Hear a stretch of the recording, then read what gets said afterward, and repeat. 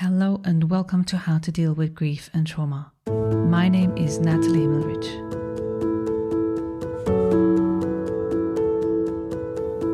How to Deal with Grief and Trauma is completely self-funded, produced and edited by me, Nathalie Himmelrich.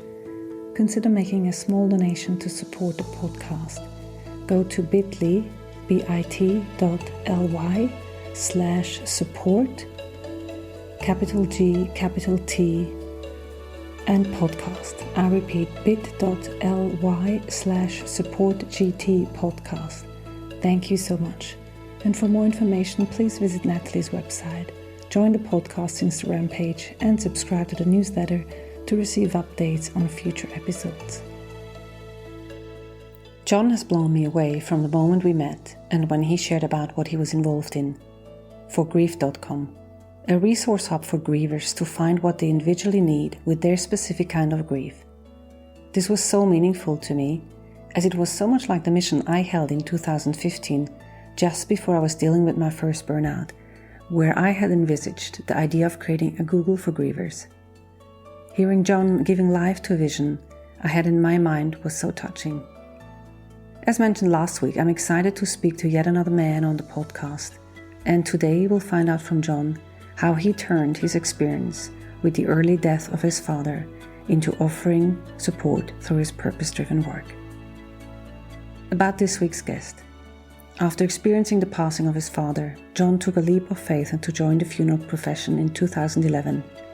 Since then, he has been dedicated to developing solutions that help families plan funerals in advance and offering support for people who are grieving the loss of a loved one.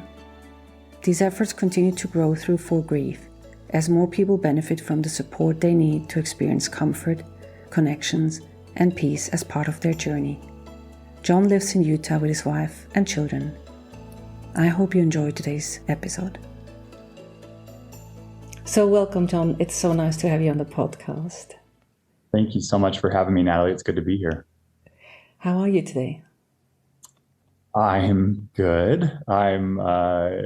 I'm excited to have the conversation for sure, and to be a little bit reflective, but it's a very busy time of year. And so lots of emotions and things kind of come to the surface when you ask that question. So, yeah. So I have known John for a while now, and I've been so excited to speak to you because of all the things that you are doing now with where you've come from and where you are now. So we're going to come to that, but why don't we start with you telling the listener a little bit about how grief and trauma has shaped your life?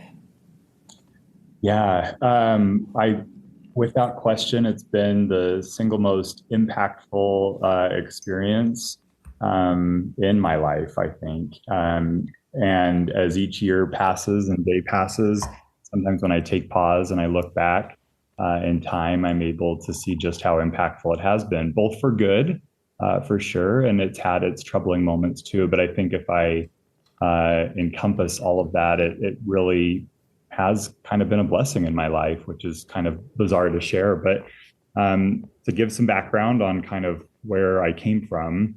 So when I was 25 years old, my dad passed away from brain cancer. And to go back even a little bit further to the point when he was diagnosed, because I feel like that's when kind of the trauma began in my life. I was serving as a missionary for our church in Sendai, Japan, and I lived there for 2 years and did it 100% voluntarily and learned the language and immersed myself with those people, which was a wonderful experience. And I had about 3 days left of my mission, and my mom and my dad and my sister, that's just younger than me, were scheduled to come to Japan to pick me up. And we were going to spend 10 days touring the country, and they were going to be able to get to know the people that I grew to love. And about 3 days before they arrived, I received a call early in the morning that let me know that my dad had brain cancer. And that he wouldn't be able to make it, and that we needed to rearrange my schedule to get back home to the United States as quickly as possible, because with brain cancer, it can go quick. And so that was when I felt like I got that gut punch, in the stomach, when my world definitely started changing pretty drastically in that moment. And I remember that plane ride all the way back to the United States, just trying to process what that meant. My dad was only 43 at the time, and I'm the oldest of seven children. So the youngest was Wow. 6 years old. Six. And yeah, six. Wow. Yep. So there are three boys and four girls. And, I was trying to process what they must all be feeling, what my mom must be feeling, what my dad must be feeling.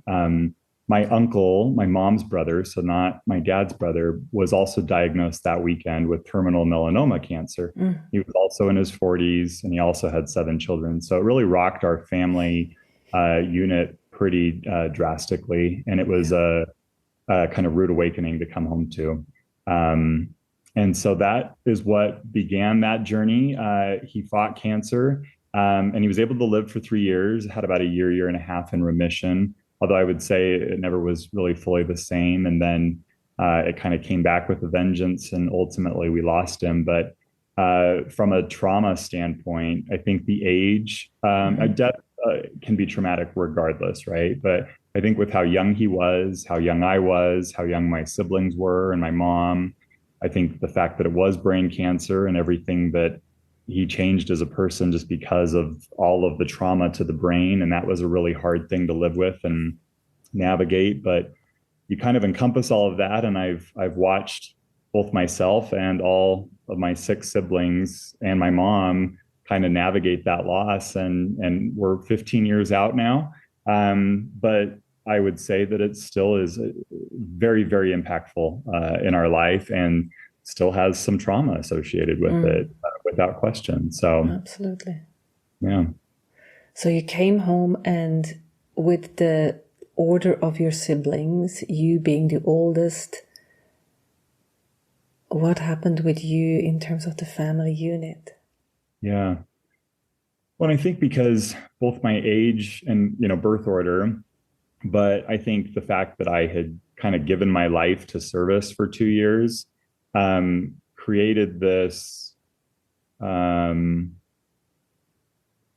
needed to focus more of my energy, or I naturally did, on other people instead of myself.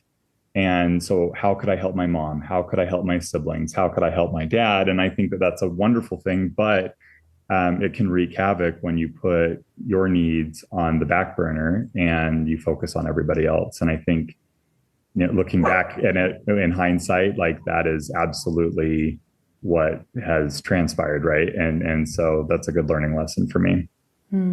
Yeah, it's often the case that I hear from clients that when the oldest sibling in a relation to a parent dying sort of becomes the caretaker to some degree of the family, of the remaining family. Yep. Yeah. So how did you deal with that at a young adult age? I think it went in ebbs and flows. I was pretty strong, I felt like, for the first 6 to 8 months. And at that time, you're kind of exercising faith that you're going to beat it. And that's the best thing you can do with cancer, right? Is you got to throw in all the positive vibes and get the right, kind of mojo going to be able to beat it. And I would say it was fairly upbeat, but it just would weigh on us because my dad wasn't capable of doing a lot of the things he did with work, and he wasn't able to quite connect with everybody. And I remember about 10 months after, we were meeting kind of with my uncle, and he was trying to mediate and help us connect, because between my mom, my sister, myself, and my dad, we were kind of screaming until we were blue in the face. We just couldn't quite communicate with each other of what our needs were. And that was where I feel like I broke. It was, I felt like that I can't do it anymore. And not in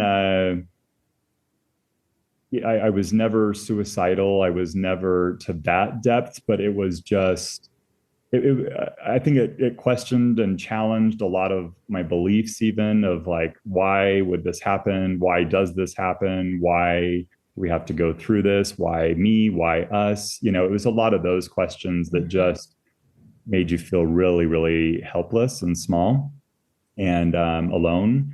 And I think that you kind of became a member of a club that you didn't want to become a member of, and you didn't know who the other members were, Mm-hmm. and it Mm-hmm. just, so that happened. And then it was just kind of an ebbs and flows until he passed, of times where I felt strong and capable and healthy, and times where I felt really weak and vulnerable and worried about kind of the future and what this impact would have on me and my family. So a lot of emotions without question. Mm.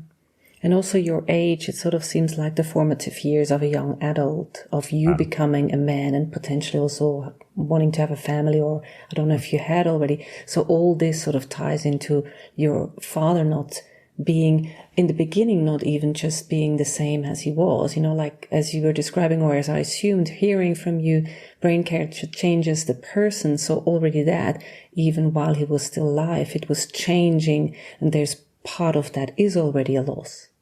Absolutely. Yeah. And I think, I've looked back on it in hindsight. I think there is a connection there between kind of a father and a son, and how do you deal with the magnitude of that loss. And I think when I look back on 15 years, that's been without a doubt the hardest, because yeah, I'd love to call him up and ask, well, how did you navigate this? And how did you navigate that? And what advice do you have for this and that? And especially in this chapter of my life, he was great in my adolescence. He was a great dad. And I felt like we connected, and I got lots of good insights. But really, yeah, kind of my post-mission experience, college, getting married, having kids, trying to figure out my career, all of that was just really hard. And I just didn't have that connection. My mom was a stay-at-home mom. And so while she's also wonderful, it was that she didn't have as much life experience for me to get advice from, as it related to navigating some of those things that I knew my dad did have that experience and could have spoken to. So you were saying that it's 15 years out since he passed away. Did I get that right? And he was sick for 3 years. And if I got the math right, you must be about the age, or coming to the age, or just past the age when your dad was diagnosed. Is that right? Yeah. How is the significance of that timing? Really want to know? Do you want to talk about it? Yes, oh, for sure. It's interesting. And one of your other guests and dear friend, Megan Reardon Jarvis, has been a great help to me, because I've been flabbergasted that this year I had 2 anaphylactic shock episodes. I'm not allergic to anything. I've done testing, and it's been quite bizarre. The only thing that they were 3 months apart, and the only common denominator is that the first one happened on my dad's birthday, and the second one happened on the 15th anniversary of his death. And I messaged Megan immediately on the second one, and I said, Megan, is this possible? Like, do people 15 years out have these types of experiences? And she said, absolutely. And that trauma can be stored in your body. And when your body tries to release it, it can view it as a threat. And so it's really, really interesting. And I think, so I knew that this wasn't going to be solved by my diet necessarily, and things that I needed to avoid. And so as I've kind of jumped back into the therapy world, and I view myself as pretty grief informed, right? Like, I am around wonderful professionals like yourself and so many others. I feel like I understand a lot, and I've done a lot of personal work, but I need to do more a little bit. And I think the reason for that is exactly what you said. I think there is this internal thing going on in my mind, and I think it's common. I think people have this, but that I won't live past the age of my dad. And so when I look at my kids, when I look at my life, I got to get it all in by the time I'm 46, because I may not see a day beyond that. And I want to make sure that they are taken care of financially, emotionally, that we have the experiences and the memories that we're able to draw from, that we had connection, that I could have done all I could do in my life to be able to help them should I leave. Because I've seen what happens when that doesn't happen, and when death just abruptly comes. And I think, well, I can try my best to control this, but And while that can be a blessing, right, to like live like you're dying and as if tomorrow was your last day, I think that's a wonderful way to live in some regards. It can also wreak some pretty major havoc on the stress and the trauma kind of resurfacing over and over and over again, and the fear of not having been able to do it all. So it's been an interesting journey, to say the least. Yeah. Yeah, I see that often with clients, that the significance of aging beyond the age of the father or the mother is subconsciously somehow linked in a way that brings up interesting things. And I thought it's just really good as well for people to hear, like what you shared. This is not you just making it up or going crazy or what's happening, but actually it is okay that even 15 years later, something in relation to the grief can resurface. And even though we are well looking after ourselves in that regard, it's okay to say, okay, well, what piece of information is coming up for me to sense into? Like, I'll give you an example. Just today I had an incident where I watched a peak of a series, and the woman gave birth to a preemie. And there was just this thing about she was sending her friend with the baby to the NICU. Now I know my body knows this situation where the father of my twins went with the children to the NICU. So that is like something comes out of the blue, and it's like, oof, that just took my breath away for a second, because my body links this without me knowing, and it comes out of the blue sometimes. Yeah. So looking back over the last 15 years, if you were to sort of pinpoint those things that were really helpful in your journey, what would you pick? I think, when I look at the first 5 years after my dad passed away, I tried my best to kind of grind it out. And so did my family. I think we thought, we're healthy, we have faith, we have a community, we have family support. Like, we've got more resources at our fingertips than a lot of people have, and we're going to be okay. We're going to just rally together and we'll get through this. And it through that period. So when my dad was sick, I did get married, and we did have our first child, my oldest Lily, who's now 16, but she was 10 months old when my dad passed away. And so at that phase of my life, I was in this grind it out mode of just trying to like kind of work and push off that grief. And I remember my wife started coming to me and she's like, we need to get you help. And that was really daunting. I didn't know. I had never had to go to therapy before. I had a pretty normal and healthy childhood. That wasn't something that was a part of my life.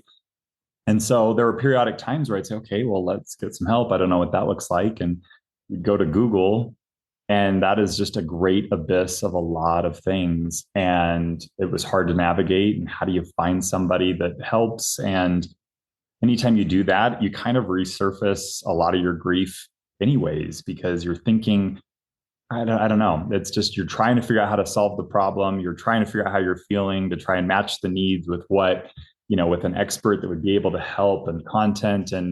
But even addressing it brings that grief out. And so then you would shut it back down and say, I don't want to deal with this right now. And at least that was my experience. But it was about 5 years after that I finally did see a therapist. I had a therapist friend help me find this individual. And she kind of helped narrow down, 3 to 5 different people and said, maybe try with these bios, see if something kind of resonates with you and give it a shot. And I was so grateful for her help. She helped navigate some pretty big hurdles for me to be able to get that support. But I would say that was a really significant period, because the person that I did identify as a therapist in Portland, Oregon, where I was living at the time, and he was amazing. And I remember I was probably pretty hard and kind of calloused, going into his office the first few times. And I'll just never forget when I was in a session where it finally just kind of the floodgates opened and it started coming out. And while that was difficult, it was so incredibly healing. And I felt like a huge weight was lifted in the beginning of that process. And so that was kind of the beginning of that journey. And so for me, one-on-one therapy was incredible and helped me in ways even beyond my grief of tying in just different issues that I had kind of had to work through, and was super, super grateful for that. And then aside from that, I would say the other huge one for me is just diving into purpose-driven work and helping other people navigate their loss as well. And I can do that in a way that says, hey, I've been there, I know, but I can also do it in a way that says, I'm still there and I get it and we're in this together. And I think that's been a real big blessing in my life to be able to find ways to help in using whatever talents and gifts that I have. It doesn't need to look a certain way. But I think we have these experiences in our life. The purpose can be to help others. And I've tried my best to find that, of saying, how can I take this devastating experience in my life and do some good with it? And that's why I say it really has been a blessing. So there's two things you mentioned, which I'm really curious about. And one is the purpose-driven work. And one is the question that a lot of people have, and that I know as well, when trying to find someone to help. And you sort of explained it a little bit. You had the luck to have a therapy friend helping you. And then still you said like you had 3 people that you would sort of think they might. How did you know who to try? And how did you then know that this is a fit? Because I think this is really beautiful for people to listen, because what I hear often when I give discovery sessions, which are just helping people find the right kind of support for them, is I don't know who to help and I don't know if that's the right kind of help, and can it be you? And there's all these questions and insecurity. So how did you manage that part? Yeah, I mean, interesting. I don't know that I had any conceived ideas of what that should look like. If I'm being honest and transparent with you in that, I would say there were probably 3 things that stood out to me that were important for me personally.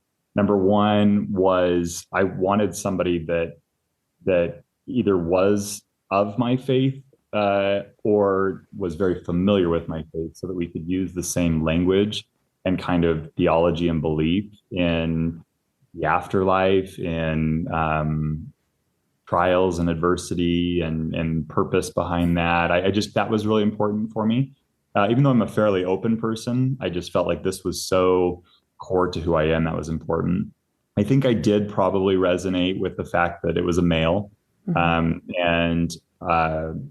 Again, I've had so many connections with so many wonderful females, but I think due to it being my father that had passed away and me being a young male professional, I felt like that was important. And then the third was he is a therapist, but he also did kind of executive coaching as part of his things. And for whatever reason, that resonated with me. I felt like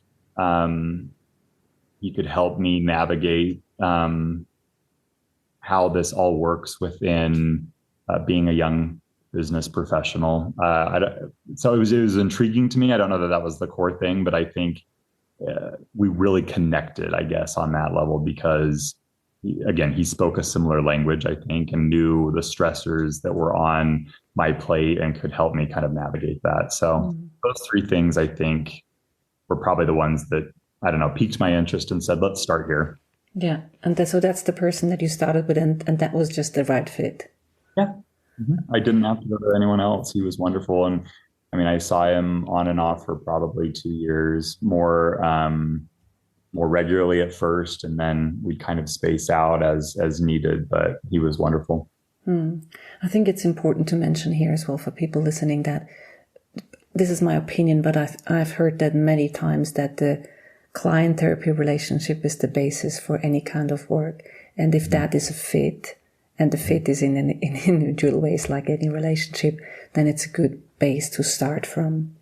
And then it's just a give it a try, just like any restaurant you would try. You like the kind of food, but then you still need to like the restaurant who serves that kind of food. Absolutely, yeah. So then the second part you mentioned, which I love to talk to you about, is purpose-driven work, because I see, or the people that I'm connected with in the grief leadership world, or the people who work as grief healers or grief light workers, as I like to call them, they mostly, I think I haven't met anyone who is not there for purpose-driven reasons. And I think it's important to say that as well, because often as well I hear people saying, why do you charge money for the thing that you do, which is helping people?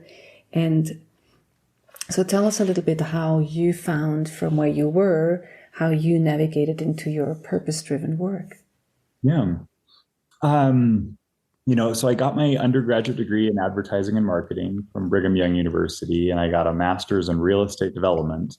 And now I work with end-of-life professionals, is what I would probably say. At the core of my businesses work within the funeral industry specifically, but my platform for grief.com obviously transcends far beyond the funeral profession and the families that they serve. But I learned pretty early on in my career, even in real estate, while I loved real estate and I loved advertising and marketing, for me, I couldn't get behind just a product. I needed something more. I'm definitely more of an empath. I love connecting and helping people. And that can be a tricky thing to try and navigate in a professional sense, to your point exactly, of charging for it and wanting to do the right thing for people. But I think using my creativity, I've been able to find a really great niche in that. So I've created a few businesses. The one that has grown the most legs is a business called Domani Care. And we partner with funeral homes and hospices and cemeteries and pet loss centers. And we do the follow-up via text messaging, but with live humans. So we use technology to do it at a large scale, but we're able to have live people behind every message that we send. And we check in with them, 3 weeks after the funeral, just to see how they're doing. We're able to provide grief support through forgrief.com. We're able to check in on meaningful dates and events. So on their birthday, potentially, of the deceased. We do a holiday message during the holiday season. And we do one on the anniversary of the death. And each of those has its own unique, special things. And you might be listening to this thinking, oh, it's just a text message. But I have been floored at how meaningful that has been. Just people helping people. That's really what it is at its core. And the way I make money through that is I've decided, well, I want to make it so that the funeral home charges for it or pays for it. And then the families don't have to pay for that service. And that has been able to keep it really pure and awesome for myself and for our team. But we followed up with 300,000 funerals last year, which is roughly 9% of all the funerals in the United States. How many percent?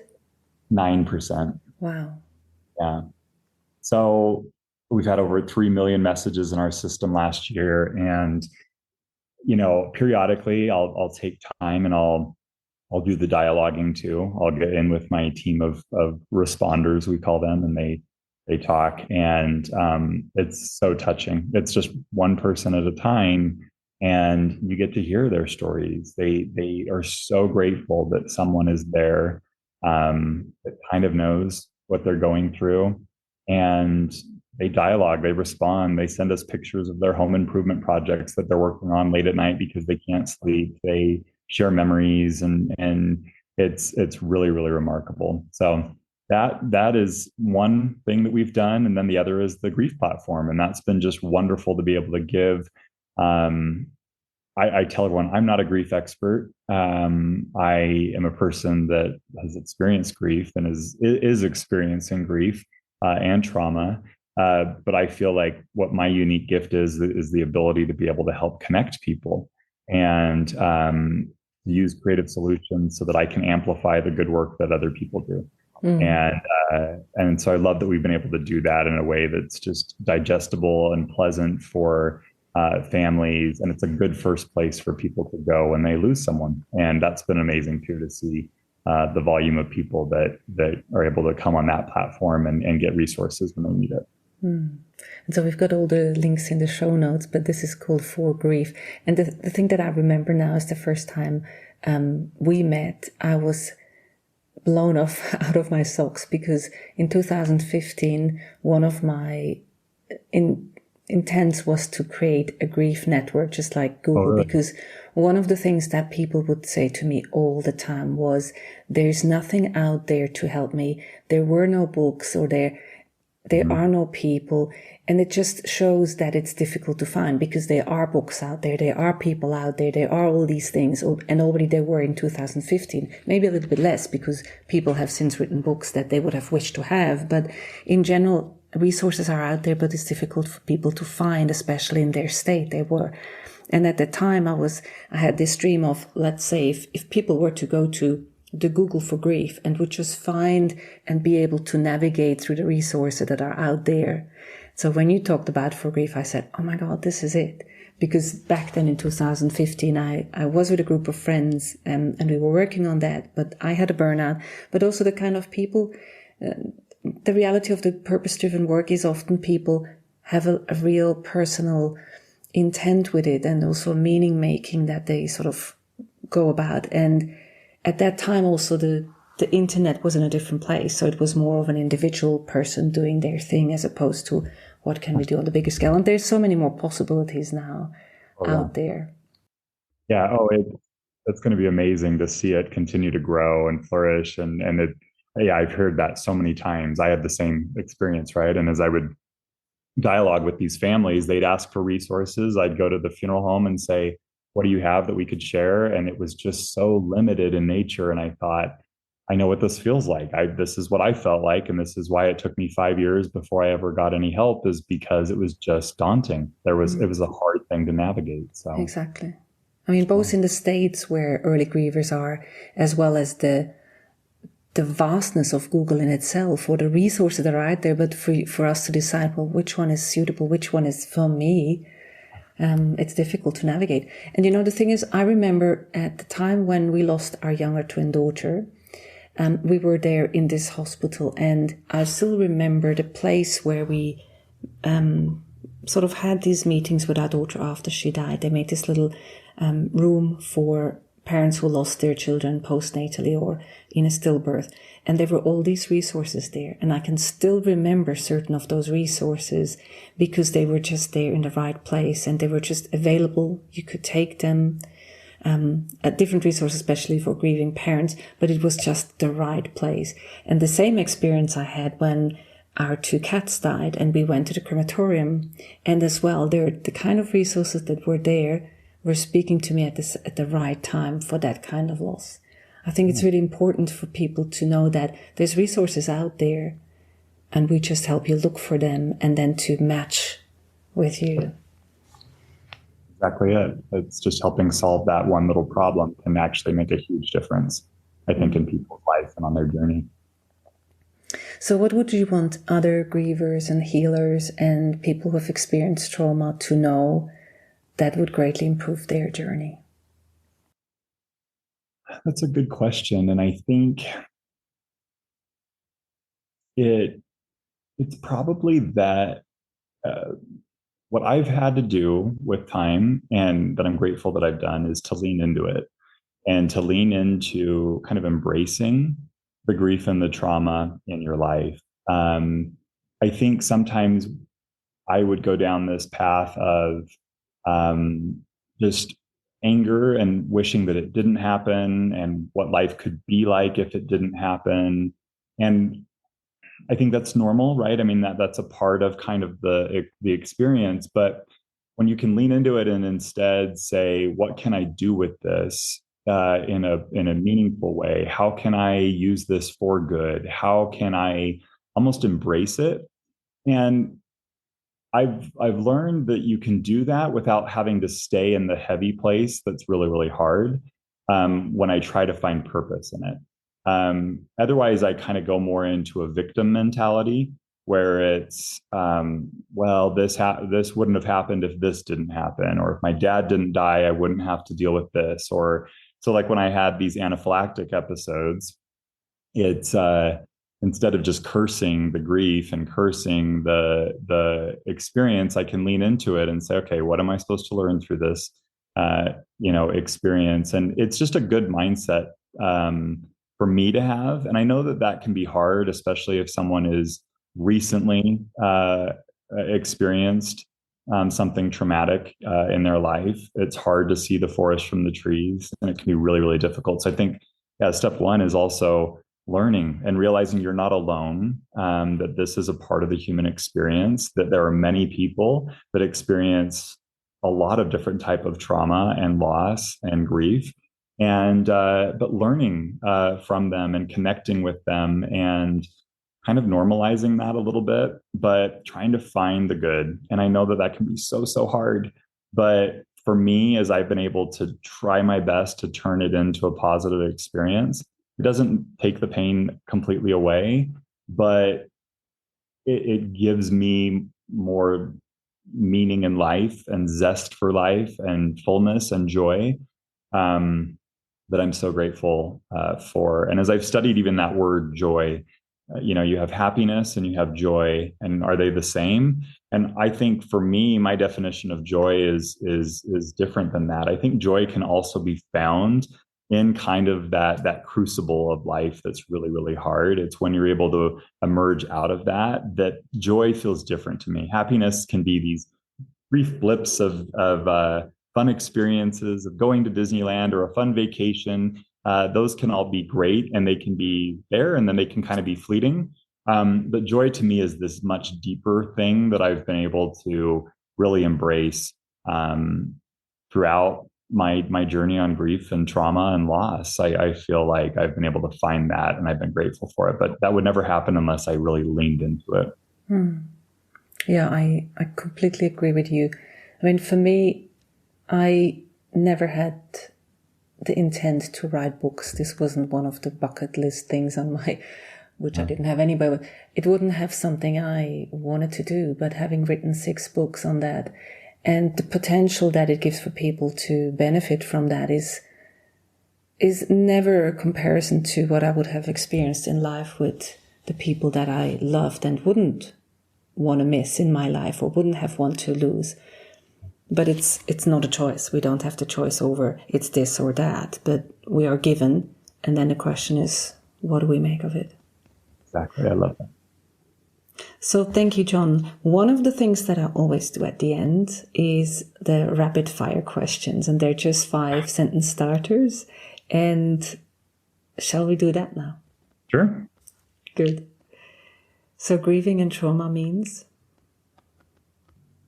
Grieving and trauma means finding life's purpose. And healing means? More experiences with joy. And what have you learned about yourself in the light of loss and trauma? That I'm stronger and more capable than I realize. And so what is just one thing that you wish people knew about loss and trauma? I mean, sort of the summary of the question from before. That it is a part of life, and that there are many people around you that you didn't even know had that experience that do. And by opening up and connecting with them, that you'll see and learn more about yourself and the world, through that lens. So the last one, what is one specific thing that has changed since your loss and trauma that you wouldn't want to miss? I think the whole concept of living like you're dying, it sounds morbid and it has its complexities, but I think that mentality is a beautiful way to live, as if tomorrow is my last, or that if today is my last, then I got to make it count. And that is a blessing. Well, thank you so much for all that you've offered today and shared. All the links can be found in the show notes. So I'm really grateful to have had this conversation and for you to have given us the time. Thank you, John. Thank you so much, Nathalie. I think that it's a blessing that you're able to provide this platform and connect and share stories with so many people. You're doing good work.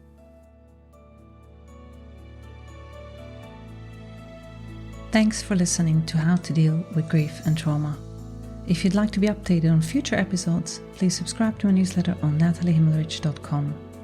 If you need grief support, please contact me for a 30 minutes free discovery session. How to Deal with Grief and Trauma is produced and edited by me, Nathalie Himmelrich. To support this podcast, please rate, review, and subscribe to or follow the podcast on Apple, Spotify, or wherever you get your podcasts. Thank you. And remember to keep breathing. I promise it will get easier.